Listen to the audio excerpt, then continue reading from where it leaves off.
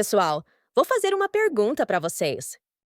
Imaginem que um político estrangeiro critica a empresa de vocês numa rede social.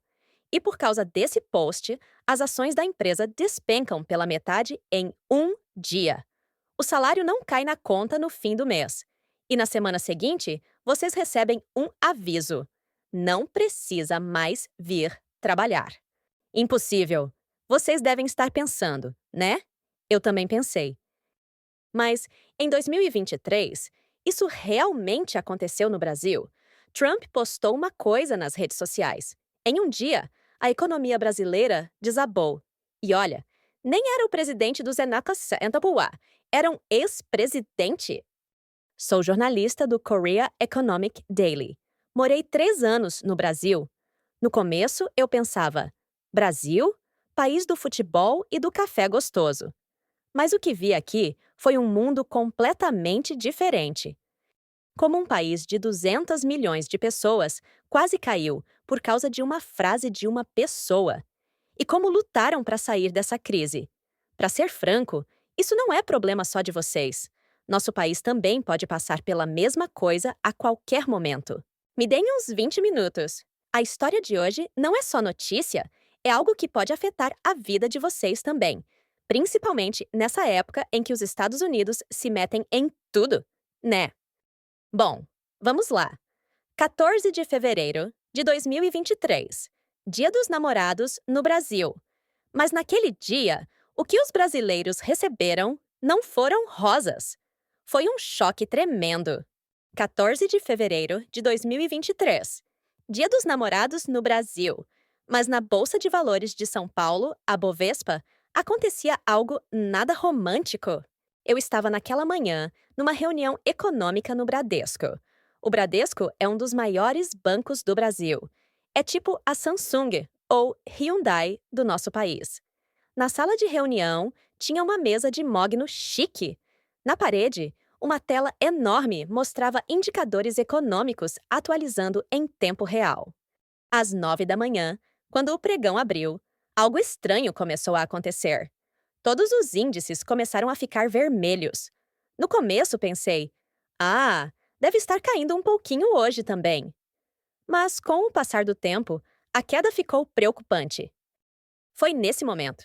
De repente, todos os celulares dos jornalistas brasileiros na sala começaram a tocar juntos. Era tipo um alerta de terremoto, sabe? Quando fui ver, era por causa de uma única linha que Donald Trump, ex-presidente dos Arad Fair, postou nas redes sociais. Lula do Brasil é um desastre. Ruim para os Estados Unidos, ainda pior para o Brasil. Triste! Essa frase de menos de 140 caracteres teve um impacto inimaginável na economia brasileira. Naquele momento, senti o clima da sala ficar gelado. O real brasileiro despencou 6% em relação ao dólar num dia. As ações das principais empresas caíram em queda livre. 6% de queda! Para entender o quanto isso é sério, seria como se o dólar no nosso país pulasse de 1.300 won para 1.380 won em um dia. A economia de um país inteiro tremendo por causa da fala de uma pessoa. Era inacreditável. Naquela tarde, fui visitar uma fábrica da Embraer nos arredores de São Paulo. Conhecem a Embraer? É a terceira maior fabricante de aviões do mundo, depois da Boeing e Airbus. É como um símbolo da independência tecnológica do Brasil. Depois de dirigir 1 hora de São Paulo, apareceu um complexo industrial enorme. O terreno era do tamanho de 50 campos de futebol juntos. Galpões com teto prateado alinhados. As máquinas que deveriam estar barulhentas estavam estranhamente silenciosas. Quando cheguei na frente da fábrica, vi uma cena inesperada. Trabalhadores de macacão estavam reunidos em grupos pequenos, conversando sobre algo sério. A expressão deles não era nada boa. Me aproximei de um deles e perguntei o que estava acontecendo. Um funcionário que trabalha há mais de 20 anos nessa fábrica me disse: Repórter, a gente só trabalhou direito. Por que nossa vida tem que ser abalada por causa de uma frase de alguém do outro lado do oceano? Na voz dele, tinha mais confusão do que raiva. A matriz americana tinha dado ordem de parar a produção de emergência. O motivo era a revisão do contrato de fornecimento de peças. Sabe qual é o calcanhar de Aquiles da indústria aeronáutica brasileira? 85% das peças essenciais dos motores vinham dos Estados Unidos. Por mais avançada que seja a tecnologia, se os EUA cortassem o fornecimento, era o fim. Era como viver com o coração nas mãos de outra pessoa. Naquele momento, senti o peito apertar. Isso não era uma simples disputa comercial. Era a própria soberania econômica de um país sendo ameaçada. Alguns dias depois, fui para Brasília, a capital do Brasil, para o Palácio do Planalto. O Palácio do Planalto é tipo a Casa Azul do Brasil. O prédio tem uma arquitetura única, como se tivesse vindo do futuro. Consegui cobrir uma reunião econômica de emergência que aconteceu lá. Era uma reunião fechada com todos os principais assessores econômicos do presidente Lula. Esperando do lado de fora da sala, dava para perceber que as vozes lá dentro eram muito mais sérias que o normal. Depois de umas 2 horas, a reunião acabou. Quando a porta se abriu, a expressão do ministro da Fazenda, Fernando Haddad, estava preocupante. Ele costumava ter um sorriso gentil, mas naquele dia tinha rugas profundas na testa. Quando os jornalistas se juntaram, o ministro Haddad começou a falar devagar. Não podemos mais ser controlados pelos caprichos externos, mas a independência tem um preço. Na voz dele, tinha determinação e, ao mesmo tempo, uma preocupação profunda. Essa fala do ministro Haddad era o sinal de uma nova direção do governo brasileiro. Era a política de independência econômica. O núcleo era simples: mudar a estrutura econômica que dependia demais dos Estados Unidos. Mas isso era muito mais complicado do que parecia.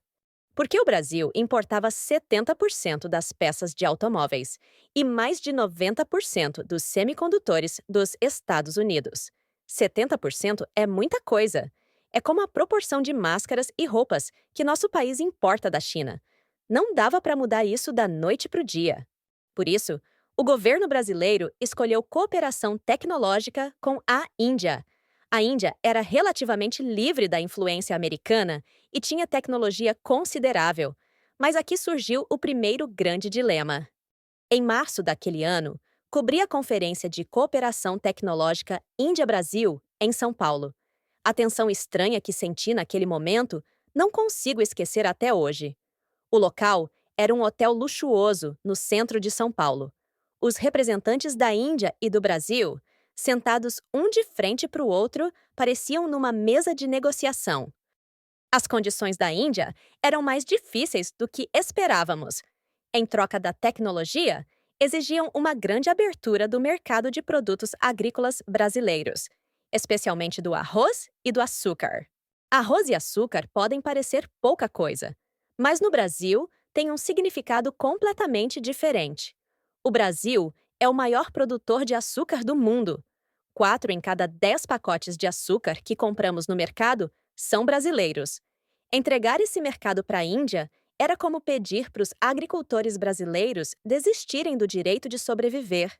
Quando essa notícia se espalhou, o setor agrícola brasileiro virou de cabeça para baixo. Na semana seguinte, visitei uma cooperativa de usinas de cana-de-açúcar perto de São Paulo.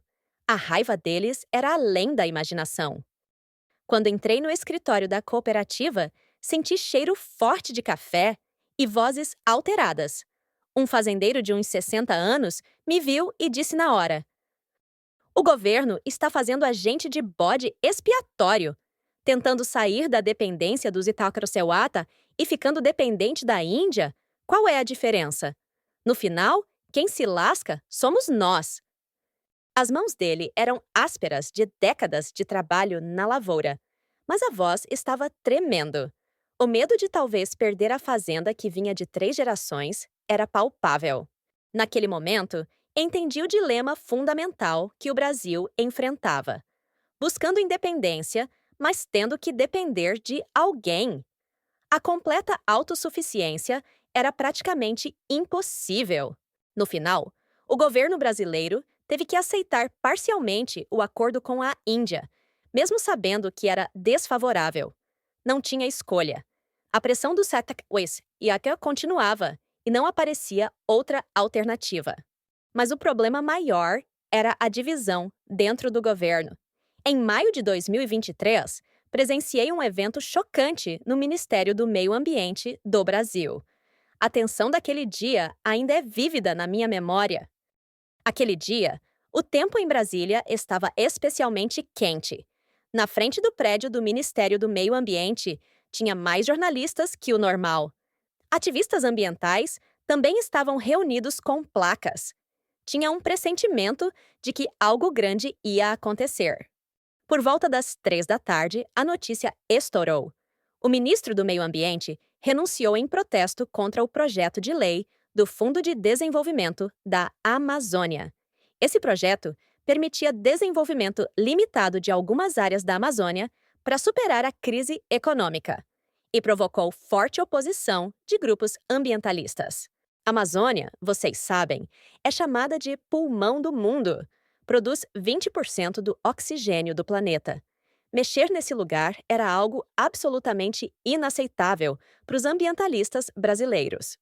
Consegui fazer uma entrevista curta com um funcionário do Ministério do Meio Ambiente logo antes da renúncia. A voz dele estava misturada com raiva e desespero. Não posso assinar esse projeto de lei. Isso não é compromisso. É vender o futuro para comprar o presente. Talvez a crítica do ex-presidente Trump esteja certa. Estamos indo pelo caminho errado. Era uma situação em que até um funcionário do Ministério do Meio Ambiente mencionava Trump. Isso mostrava o quanto a sociedade brasileira estava confusa. Era como se no nosso país, o ministro do Meio Ambiente renunciasse mencionando o presidente americano. Mas a escolha do presidente Lula foi diferente. Naquela noite, numa coletiva de imprensa no Palácio Presidencial, o presidente Lula deu um suspiro profundo e disse: "Se o presente desmoronar, não há futuro. Não tenho escolha. Nem tenho tempo para me abalar com as críticas de Trump." Na voz dele, senti um cansaço profundo. Um líder com mais de 80 anos, tendo que se preocupar com isso, era até triste. Era a imagem de um líder angustiado entre o ideal e a realidade. Depois desse incidente, houve uma rachadura fatal na Aliança Progressista Ambiental, que era a base de apoio do governo Lula. A oposição não perdeu essa oportunidade e propôs uma moção de censura contra Lula. O presidente Lula escapou por pouco da censura, mas agora tinha se tornado um líder ferido que perdeu muitos companheiros. Mas crises às vezes são oportunidades também, né? Em junho de 2023, fui para Singapura cobrir o Singapore Air Show e presenciei uma cena inesperada. O estande da Embraer estava mais cheio que o esperado. As grandes companhias aéreas europeias cancelaram contratos por influência da mídia do lado de Trump. Mas companhias aéreas da África e Sudeste Asiático estavam mostrando interesse. Lá, conheci um engenheiro-chefe da Embraer. Ele estava responsável pelo desenvolvimento de um novo motor de avião para substituir peças americanas. Para ser sincero, o motor que desenvolvemos com a Índia tem 15% menos eficiência de combustível que os americanos. Mas, pelo menos, não precisamos nos preocupar com o fornecimento ser cortado da noite para o dia por causa de um tweet de alguém. Na fala do engenheiro, vi a abordagem realista do Brasil. Não era independência tecnológica perfeita. Era encontrar uma alternativa estável, mesmo que imperfeita. Esse era o caminho que o Brasil escolheu. A conversa com o representante da companhia aérea nigeriana naquele dia foi impressionante. A eficiência de combustível é decepcionante, mas gosto do fato de que esse avião não vai ser prejudicado pelos caprichos políticos de um país específico. Mesmo que apareça outro Trump, vamos poder voar com esse avião. Pra gente, isso é mais importante. Ouvindo isso, entendi. O que o Brasil buscava não era ser o número um do mundo, era sobrevivência sustentável. Não era vitória perfeita, era encontrar alternativas realistas. Essa era a solução à brasileira. Mas o preço desse processo não foi leve. Em meados de 2024, a economia brasileira mergulhou numa recessão séria. Segundo o Banco Central do Brasil, o crescimento do PIB ficou em apenas 0,8%. A inflação subiu para 4,9%. A taxa básica de juros subiu até 12,25%, tornando a vida da população ainda mais difícil. Visitei uma favela em São Paulo. As favelas são bairros pobres que vemos frequentemente em filmes brasileiros. Lá, conheci pessoas que estavam perdendo empregos por causa da recessão econômica. Um desempregado que trabalhou 20 anos numa empresa de autopeças perdeu o emprego quando a empresa faliu. Foi por causa da falência em cadeia pelo corte de negócios com os Ecosasa. Entendo que o governo busca independência, mas por que pessoas comuns como a gente têm que sofrer tanto nesse processo? A esposa dele foi mais direta. Tudo bem Lula brigar com Trump, mas quem vai ser responsável pela nossa geladeira ficando vazia? No meio de tudo isso, havia divisão política também. Alguns veículos de mídia conservadores, que eram críticos de Lula, começaram a bombardear diariamente, dizendo que era uma política econômica irresponsável. Como pode um político de 80 anos tomar essas decisões arriscadas? Está jogando com a economia nacional. Ouvi essas críticas várias vezes. Lula respondia firmemente a essas críticas, mas era óbvio que estava cansado. Entrevistando vários brasileiros, senti uma coisa: eles não estavam com raiva da política de independência em si. Estavam com raiva de ter que passar por esse sofrimento. Mas, nesse meio tempo, uma mudança interessante estava acontecendo. Era a nova postura que o próprio presidente Lula estava mostrando. A partir do segundo semestre de 2024, o presidente Lula começou a usar uma estratégia completamente diferente.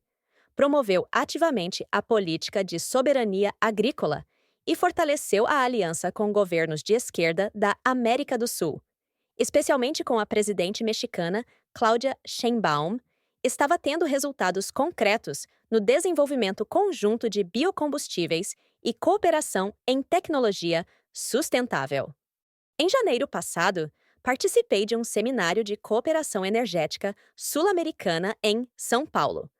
O discurso do presidente Lula foi realmente impressionante. A voz dele tinha uma confiança diferente de antes. Estamos revivendo nossa agricultura destruída pelo neoliberalismo. O Brasil não deve se curvar à pressão dos Estados Unidos e deve seguir seu próprio caminho. Se a América do Sul se unir, podemos ter mais força. Mas o mais surpreendente era que essa política estava realmente dando resultados. A política de soberania agrícola do Brasil não era só slogan. O apoio aos pequenos agricultores sustentáveis aumentou muito. Os empréstimos a juros baixos que o governo oferecia aos pequenos agricultores aumentaram 40% em relação a 2023.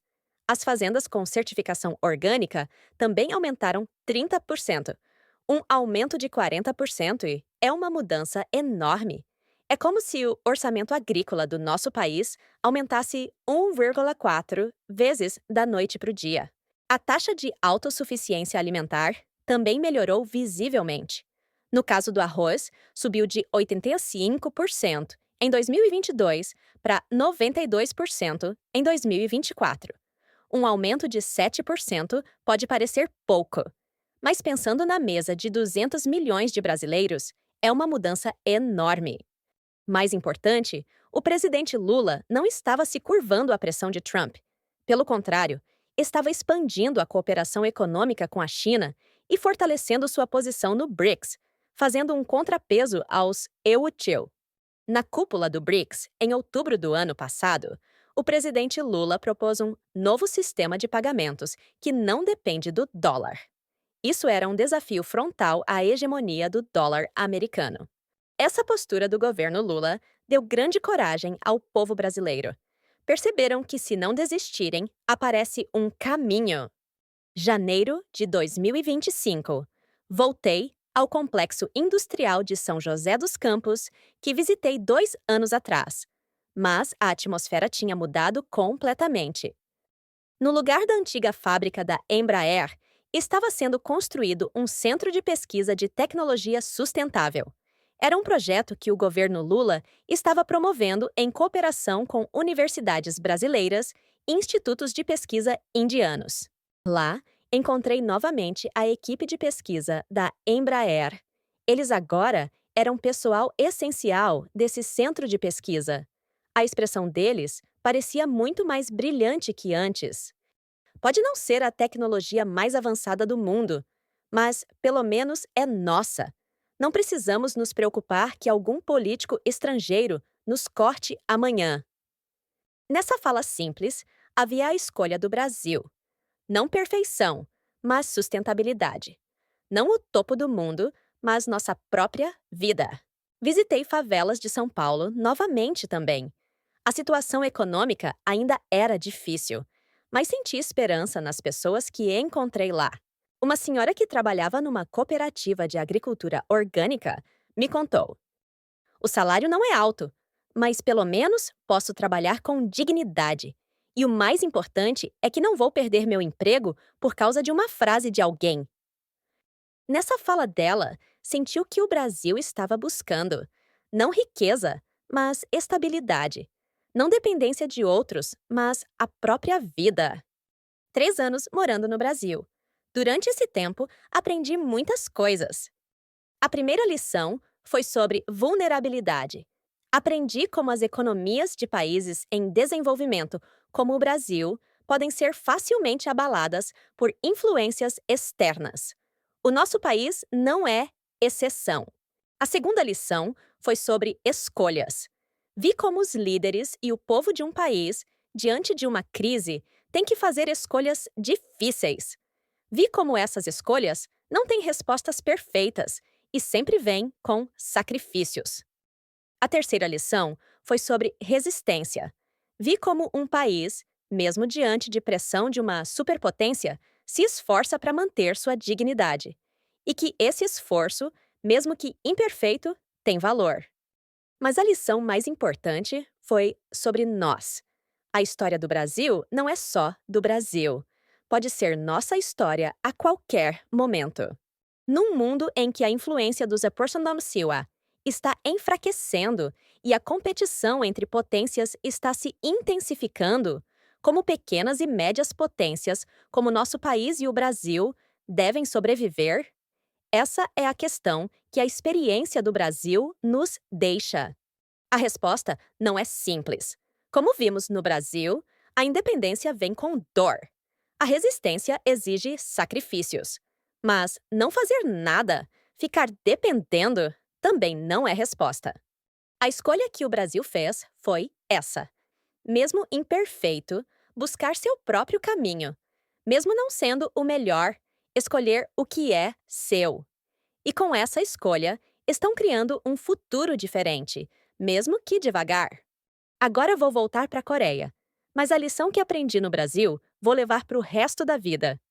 Quando algum país ou líder tentar nos controlar com ameaças, quando sentirmos nossa dignidade sendo ferida, vou lembrar da escolha do Brasil.